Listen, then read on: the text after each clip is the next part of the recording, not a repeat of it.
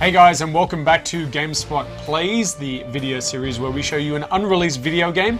And today we've got Ultimate Marvel vs. Capcom 3, the redo of Marvel vs. Capcom 3. It's the ultimate version. The ultimate version? Yeah, the ultimate version. Now Randy, we will preface this by saying that it is the TGS version of the game, so it's designed for public play. Yep. So it's a little bit gimped in terms of we can't really change the controls, Yep. We can't turn off the timer, Yep. but we're going to roll with it as best as we can to show you some of the new characters and their moves and some of the changes to the old ones. And also, we just have to kick out of every match. When every match ends, we have to go back to the menu screen and choose again. So it's going to be a little bit stop-start, but bear with us. We're going to try and show you some cool things. So we'll kick straight into this one. Randy, you're going to be driving. I will be selecting characters to be pulped into. That's right, because we only have one arcade stick here, and you've got to play on the Xbox 360 controller, which is not ideal, I think. So we'll choose some of the new characters here. So I've got Strider first up. I'm going to pick tanky characters, nice big ones that you can hit. Okay, and I'm going to pick some of the new guys, so let's start with the Capcom guys. So Strider is one, we have Firebrand from the Ghost and Goblin series, and we have Nemesis here. One of the tanks from Resident Evil, obviously. He's not literally a tank from Resident Evil. Not literally. Yeah, he's a big guy in Resident Evil. So who are you going to show us first up? Let's do a bit of Strider. One other thing, this is obviously, you know, after we're filming this after New York Comic Con, so this is not the most recent build with, you know, Phoenix Wright and Nova in there. But this is Strider, so you may remember him from a little game called Strider. And all Marvel vs. Capcom 2. So he's, you know, obviously a very quick character. Let's swap back into him again. So some of the basic moves you can do with him. Obviously, you can summon your animals, robot dogs that you can just send at people. You can have a hawk, so if someone's trying to jump at you. And lastly, this guy here who will throw a bomb down, and that's got a pretty big area of effect too. It does. So good little radius on that. Yeah. So some other moves here as well. He's got a fairly big what do you call it here, teleport that will go in different directions depending on which. Sorry, that's just a habit of mine to just keep switching out. But depending on which direction, which button you actually press is the direction of the teleport. So. Aha. And I just keep attacking your Hulk with my dogs. So let's just do this teleport here. So that's the light attack, this is medium, and this is high. Which comes in from multi-angle. Yeah, comes in at multi-angles. He also has this sort of dash sword attack here, which will do some bounce as well. So, you know, you can use that as a launcher. Off the ground as well. And this is just really evil. This is like a swipe that reaches all the way across the screen. So, you know, this guy is pretty quick and strong. So let's switch over to Nemesis now. I'll swap him out so you can give Sentinel a bit of a beating. Yeah, so it's Nemesis, I don't know if you can see, but he's actually a pretty tanky character.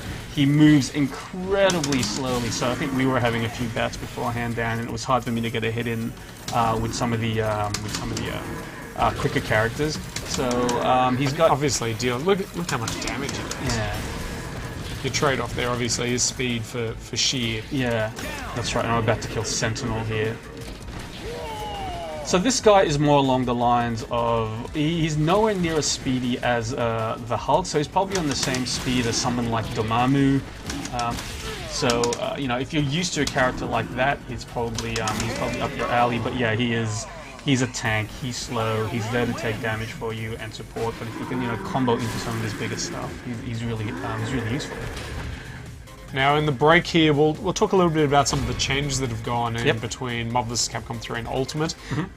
Visual overhaul is probably the first one. You've probably noticed there that the HUD has been reworked. Yeah, and you have that big X now at the end of the character health bars, which is obviously your X factor there. We'll talk about the X Factor changes as well. Yeah. I'll pick Firebrand for now because we didn't actually get to see him. We'll go Vergil as well, Dante's twin brother, and I'll pick someone on the Capcom side now. One of the new guys. We'll pick Ghost Rider here. I actually really like Firebrand. Yeah, Firebrand has a lot going for him. Yeah, and Vergil too as well. Yeah. So Firebrand, obviously a character from Ghost and Goblins. He is a little demon, so he's got, you know, quite a few projectiles that he can use. Some really basic ones that will just go straight across the screen. So let's just demo a few of these. So just block a few of these down so we can show a bit. So that's the light one. This is medium, and if you're in the air, that goes down. And this is a pretty cool sort of like ground fireball that will travel a little bit. And multi-hit as well. And do multi-hit as well, so that's really really annoying. He also has, using the Dragon Punch move, a sort of like fire dash type thing, which ends in him flying. So that was the light one, which ends up in flying. The medium one here, it just keeps him on the ground.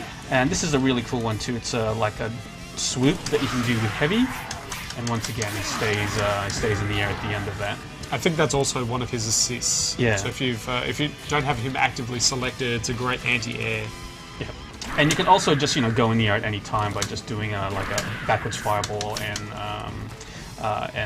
one of the attack buttons. Tell you what, let's swap out a little here. Okay, just so we can do that. Coming back later. Hulk coming back later. So I'm gonna swap out to nope, sorry. I'm gonna do a super instead.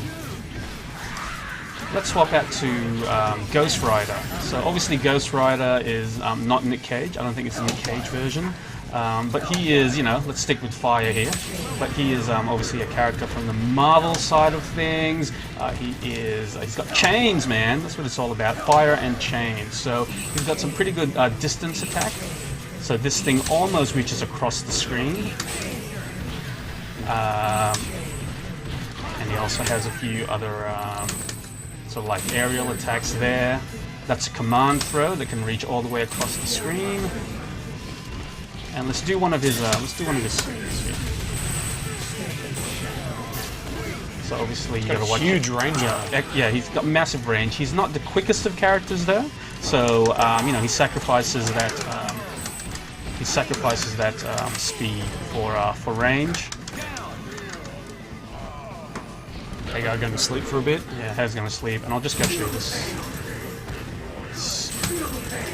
Let's go show you this super because it's pretty cool. If I can do it. He just runs you over with his flaming motorcycle. So I'm going to swap out now and do some Vergil. So as we said, Vergil is the he's not really a Dante clone in that he doesn't have, from what we can see so far, as many moves as Dante in this, because Dante has something ridiculous like over 40 individual moves in Marvel vs. Capcom. So he doesn't seem to be that complex, but he's still pretty quick. I think he's actually a little bit more powerful. Yep. Than Dante. That ability you were using there, that has 3 different distances as well. So it looks kind of like the Dormammu space sucking thing that he's got going on, which is great for if they're nice and close, you can deal damage and then suck them in with the blades, or do a long range one across the screen to set them up. We might go back and play Dante after we kick out of this. Vergil? Sorry, Vergil. The other Dante. The other Dante.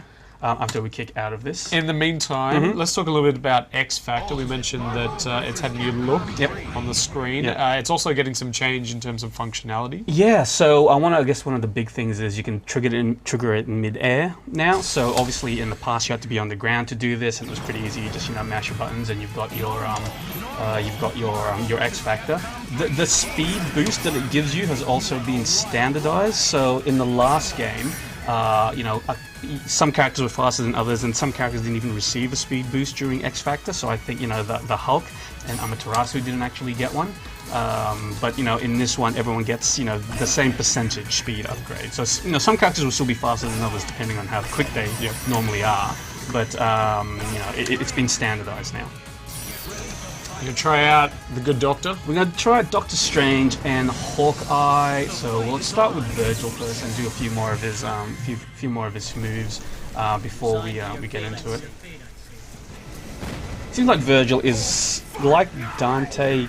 He can be kind of complex because his moves do vary quite a lot depending on what you're doing. So that's a short range one. That's one using medium, and this is a very long range one doing heavy, obviously. Also has a really mean teleport too, so that's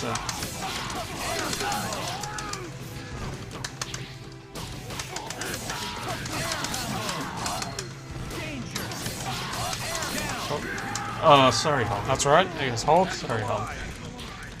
And he also has Devil Trigger. like Dante, and you can see, you know, once again the speed buff and the damage buff as well. That air dash as well.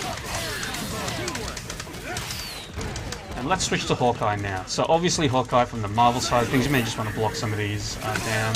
So this guy is really all projectile, so he's got, once again, 3 different types of basic throws. So this is like, that's like a web thing, just allow yourself to be caught by this one. So that one's just, you know, similar to Spider-Man's web. This one is an electric one. Which I think has a slight stun effect. Yeah. Doing the Dragon Punch move, we'll do a like an arrow straight up, and depending on, once again, on what button you press, will be the effect and the angle that it actually lands on. And he's got this sort of like dash, sort of like a roll dash that can like go quickly into an attack. And each of those also has, yeah, different types of properties, like arrow properties, depending on which button you press at the end of it. Do you know if they can roll through projectiles? Not quite sure, actually. No one's ever thrown me a projectile while I've been doing this.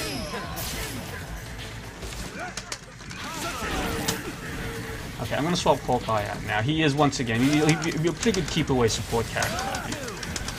So you're right. Let me just pop X and get some health back here. Wow, space. Okay, let's swap in Doctor Strange. Doctor Strange, you mentioned Dormammu before. He actually reminds me the most about Dormammu. So he, once again, he's a pretty slow mover, and he has all these sort of like weird type of keep-aways and projectiles. So this is the basic fireball one that is like a little bit, not unlike Phoenix's seeking. Yeah, a little bit heat-seeking. So if you jumped up, you'll see that it actually, you know, if you jump up for me, you'll see that it actually tries to jump up and trying to get you. This is the middle one, which splits into 3, and once again, a little bit heat-seeking, so if you're good at spamming your fireballs, he's probably a really good keep-away character for you. And now this one I really like, the multi marker system that you can drop. Tell us exactly what happens with that one. Hold on, let's just... Got 4 seconds, so maybe we'll have to come back. We'll come back to Doctor Strange. Yeah, come back to Doctor Strange, but he also has... Don't punch Doctor Strange. I don't feel so bad, man. We'll go back to Doctor Strange because he is a really interesting character, and I think you know, you will need to play through him quite a lot to actually find out, you know, the best use for him. He's a little bit strategic. We'll show you one of his moves where he basically sets a path for a fireball to come up. So and that's something that's really interesting. Now there are also some changes happening with online, which will be exciting to all the fans out there who are still playing this one online. Obviously, a big community game. Spectator mode. Yeah, that's right. Finally, so finally, there is going to be a spectator mode. Obviously, we can't show you right now because this is a fairly limited build, so we can't show you spectator mode. But yes, there is going to be spectator mode. Up to 6 people can actually spectate now. Obviously, you know, with 2 people playing a match. And also, I think importantly, there's going to be now an indicator, a visual indicator, for you to find out if someone is a stupid rage quitter or not. So there's going to be a little... mark of taint. Yeah, a little taint. That sounds kind of wrong. It's going to be like little markers on their gamer tags, basically. Different colors will basically indicate like whether they're prone to quitting or whether they're good players or whether sometimes they drop out once in a while. So let's show you this this sort of weird path fireball thing that he's got. So you can set 3 of these bad boys. They will stay there, and when you actually trigger they don't deal any damage to me. They don't deal any damage to you whatsoever. But when you trigger it using the heavy button. So it's a really good one if you try and like plan a fight through and be a little bit strategic about what you're doing. So if someone's, you know, trying to always jump in on you, it's probably good to like, you know, like lay a few of these traps, and when you need to, you just, you know, and then let it go, regardless of where the last one is. And he's really into books, which is good, right? Smarts. Yeah, book smarts. Stay in school. Yeah, street smarts and book smarts, I think. But otherwise, he's a pretty slow, mysterious character, as you probably expect from Doctor Strange. I think the last one that we need to look at right now is Iron Fist. Yes. So once again, nice and speedy. Yeah, nice and speedy. Once again, someone from the Marvel side of the equation. So this guy is the world's best kung fu master, and obviously this guy's on melee. He's got absolutely no projectile style attacks. So I guess like people have sort of mostly compared him now to Fei Long in Street Fighter. In the look and sound. Yeah, look and sound. So he sounds a little bit Bruce Lee, and some of his like combos are all about, I guess, like stringing consecutive hits together to build up into sort of more damaging type of hits. He also has an ability to add. It's I'm not quite sure if it's the right thing, but it's elemental type attacks or buffs to his thing. So similar to Amaterasu, he can sort of like switch form. I'm just trying to get it now. I forgot the moves. There you go. So right now, depending on which button you actually press, you will switch the buffs. So that one's a bit more. Will it change the attack though? I don't think it doesn't actually change the attacks, but I think it just gives you buffs. And obviously it's not a permanent thing. And this is level 3. It's kind of hard to build meter in this type of thing. With such a short amount of time. Yeah. There you go. We get Hulk back in here for the last 10 seconds. And finishing with a nice team area. Yeah. Obviously there are more characters, especially on the back of the Comic-Con announcement. And depending, once again, that's another thing too, depending on which direction you actually press when you're doing the team combos, it'll have different effects. So it can add stuff to your bar, or it can actually take away from your opponent's bar. So if you're trying to stop someone from building a lot of bar, for example, if they're trying to nerf you with a certain character that we're going to talk about in a second, then you have strategies now to try and stop that. This is probably the best lead-in for some of the changes that have happened to the existing roster. You guys like Captain America and Phoenix. What's going on with them? So essentially, as with every one of these Capcom upgrades to their fighting games, one of the big things is actually some character balancing that happens. So there's a lot of lists out there on the internet right now for some of the changes they have confirmed so far, but there will be changes to the majority of characters that are already in the game. Some are small, some are large. For example, Captain America is a fairly big one because now he gets a double jump, so that kind of changes how he plays. People like Amaterasu can now change weapons in midair. Before you had to do that on the ground. Some characters have been given some buffs or some downgrades. For example, Sentinel has been given less health. While someone like Arthur has been given more health. I don't actually agree with that because he's an evil spammer, and I've never actually liked Arthur. But I guess some of the so it's all going to be I guess a lot of this will be borne out in actual play. So when this comes out, the community is going to start going through this fine-tooth comb. Let's talk Phoenix. Yeah, not the elephant in the room, so to speak. Yeah. What's I gotta say, I've been playing a bit of Phoenix too, just because she is getting to Dark Phoenix is just ridiculously, it's such an easy way to win, I must say. And as we saw during the EVO finals, very common strat. So yeah, I mean the winner in the EVO final actually, he was a Dark Phoenix player, but so what's happening with Phoenix? Phoenix has slightly less health. Slightly less health, so she takes even more damage than she used to now. But that was never actually her problem. So I think some of these strategies that we talked about a little bit earlier of characters being able to do a lot more with affecting another an opposing player's meter. Because she was all about building. She's all about building meter. So if you have a Phoenix team, it's all about building your meter to get to a stage where you can use Dark Phoenix. So there's now strategies to try and cope with that. But we'll see how well those strategies actually work when it comes to competitive play.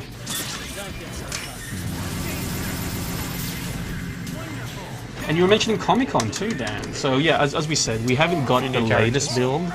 So we don't have Phoenix that we can play around with. We don't have Phoenix Wright, not Dark Phoenix. We don't have Phoenix Wright that we can play with right now. We don't have Nova, and there are 2 more characters that everyone basically knows who they are, but Capcom is still pretending that leak a few one of months them a ago. raccoon? Yeah, one of them is a raccoon, and one of them is a person in another franchise, another Capcom franchise that takes photographs and has been in. It's covered wars. Go on. Yeah. Name names. So this leak obviously happened a few months ago. So it's going to be Frank West. It's going to be Rocket Raccoon on the Marvel side. I'm sure they'll be officially announced in due course, with obviously some gameplay thrown in there as well. So Randy, when is this one going to be out? Which platforms? So this one is coming out on November 17th, global. So it's coming out on the 360 and PS3. It is a full disc edition. It's not just DLC, but it's not a full price. It's not a full price one. So in the US, Capcom has confirmed it's going to be $40. We don't know what it is in other territories quite yet. So you get for that 12 new characters, all the character balancing, and couple of new online modes. Couple of new online modes. So. Plus the Comic-Con announcement of.